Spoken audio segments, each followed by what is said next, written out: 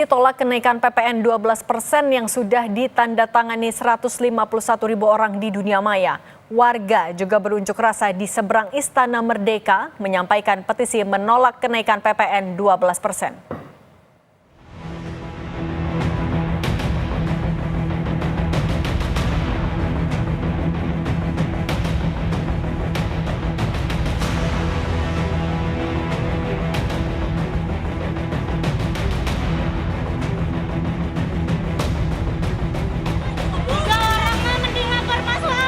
Usai pemerintah mengumumkan kenaikan pajak pertambahan nilai 12% Senin lalu, warga berunjuk rasa di seberang Istana Merdeka Kamis sore. Inisiator bareng warga petisi tolak PPN 12% meminta pemerintah membatalkan kenaikan pajak pertambahan nilai. Koordinator aksi menyebut bahwa ada upaya untuk meredam kenaikan PPN 12%. Kenaikan PPN ini akan berdampak pada kenaikan sejumlah barang yang akan memberatkan masyarakat.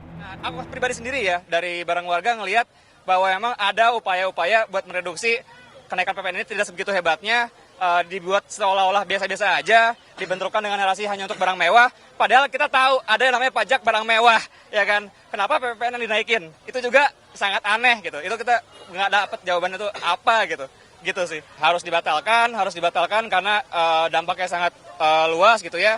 Saya nggak perlu mention satu lagi, udah banyak ahli yang ngomong juga, dan ya harusnya didengarkan ya, harapannya ya, itu doang sih harapannya.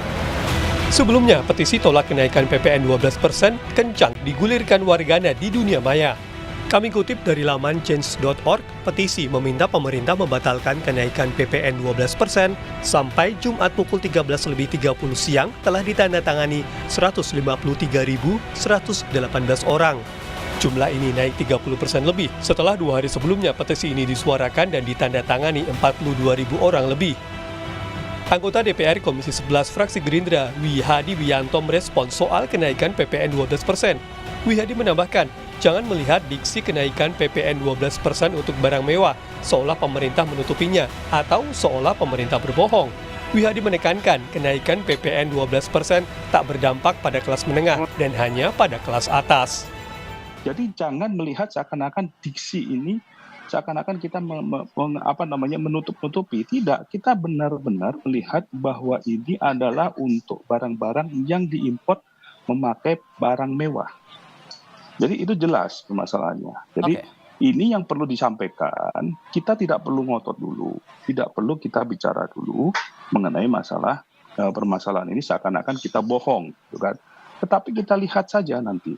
Ya kan, yang bohong siapa? Yang memprovokasi masyarakat siapa? Gitu kan? Tidak ada hal itu, ya kan? Bahwa kita tetap memperhitungkan ini dan memberikan stimulus. Bahkan UMKM pun itu kita bebaskan. Sebelumnya, Senin 12 Desember 2024, Menko Perekonomian Airlangga Hartarto menyebut kenaikan PPN menjadi 12% bukan keinginan pemerintah. Pemerintah hanya mematuhi perintah undang-undang tentang harmonisasi peraturan perpajakan. Undang-undang tersebut sudah disetujui hampir semua fraksi di DPR kecuali PKS. Tim Liputan Kompas TV, Jakarta.